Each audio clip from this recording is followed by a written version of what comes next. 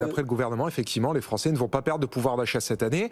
On le sait pourtant, l'inflation est à un niveau hors norme, à 5,3%, mais l'exécutif estime avoir neutralisé ces effets grâce à ces mesures. D'abord, le bouclier tarifaire et la remise carburant jusqu'à la fin de l'année.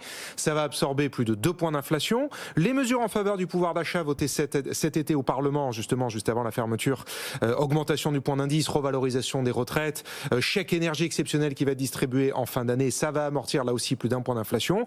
Le résultat, c'est que l'ensemble de ces dispositifs vont réduire la hausse des prix de 3,5 points et ajouter à la hausse des salaires en vigueur en France, eh bien le pouvoir d'achat ne reculerait pas cette année.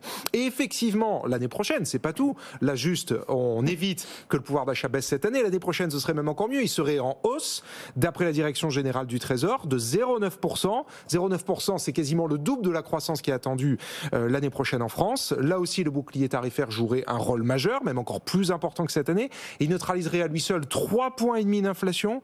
L'exécutif remet également sur la table 15 milliards d'euros de dépenses supplémentaires pour soutenir les ménages, la suppression de la redevance, le triplement de la prime Macron, une nouvelle revalorisation des prestations sociales. Au total, tout ça fait un soutien au pouvoir d'achat de 4,5 points et cumulé avec une nouvelle hausse des salaires attendue l'année prochaine, eh bien les ménages auraient l'an prochain des revenus supérieurs à l'inflation qui est attendue à 4,2%. Et ça, c'est Bercy qui nous le prédit, Thomas. Merci beaucoup, Thomas Asportas, avec nous sur BFM Business.